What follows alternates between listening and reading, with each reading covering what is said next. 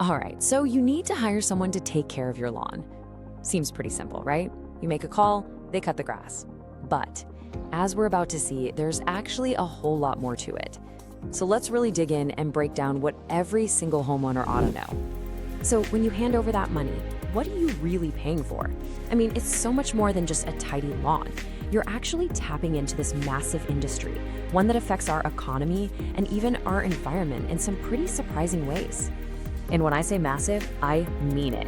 Just to put this into perspective, the landscaping industry in the US hit $176 billion in 2023. That's a staggering number. And get this, it's more than doubled in just the last 10 years. What's fueling that? Well, everything from new home construction to just a growing demand for professional services. And who's powering this huge market? We're talking about nearly 1.3 million people. That's an army of folks out there every day working to maintain the green spaces where we all live and work. Okay, but let's bring it down from the big picture to what really matters for most homeowners. You know the biggest point of friction? It's often the contract, or more often than not, the lack of one. That simple handshake deal, yeah, that can lead to some serious trouble down the road. And you'll hear this from any legal expert. Getting a detailed contract isn't about distrusting the other person. Not at all. It's all about clarity. You gotta think of it like a roadmap for the project. It just makes sure everyone is on the exact same page before a single blade of grass gets cut. And a good contract, it goes way beyond just the price.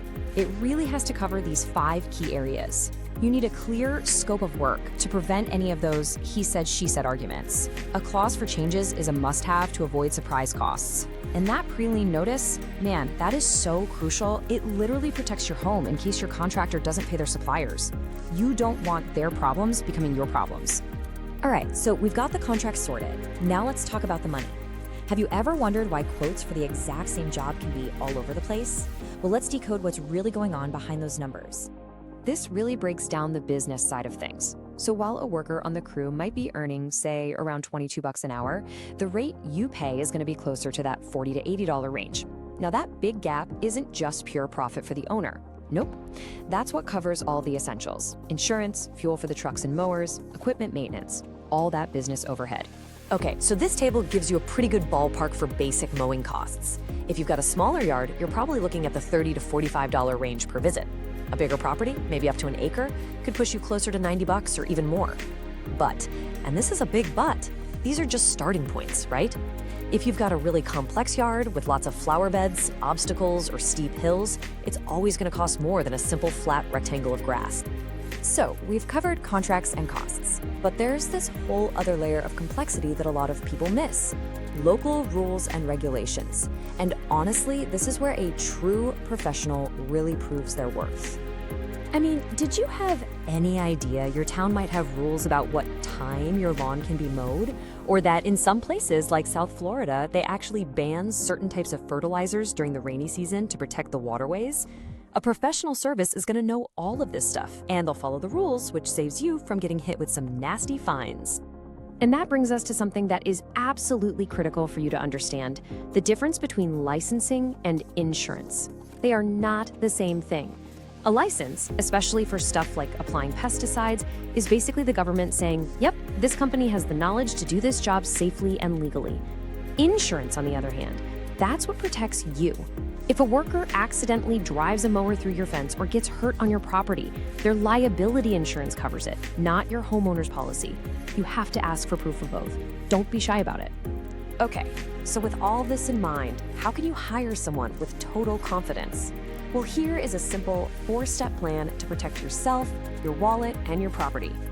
Look, following these 4 steps completely changes the whole dynamic. You're not just a customer anymore, you're an informed client.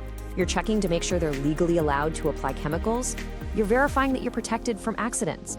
You're demanding that all the expectations are in writing. And finally, you're actually testing their knowledge of the job. It's a game changer. Hey, want a great pro tip to test a landscaper's real knowledge? Just ask them about the 1/3 rule. A true professional, someone who cares about lawn health, will know it instantly. It's a core principle. You never remove more than 1/3 of the grass blade's height in a single mowing. It's a fantastic little test to separate the real experts from the mow, blow, and go guys. And sometimes that expertise isn't just about a greener lawn. it can be a serious matter of safety, especially in storm-prone areas. A storm-wise approach to landscaping, which includes things like proper pruning techniques, can honestly be the difference between a tree that makes it through the storm and one that ends up in your living room. So you see, by arming yourself with this kind of knowledge, you completely change the game. You're moving beyond those risky handshake deals, and instead, you're forming a smart partnership. You're finding a professional ally who can actually help protect and even improve your property's value. And that really brings us to the final question you should ask yourself. Take a look at your current lawn service arrangement. Is that contract truly protecting you, or is it really just a piece of paper? The good news is, now you have the tools to find out.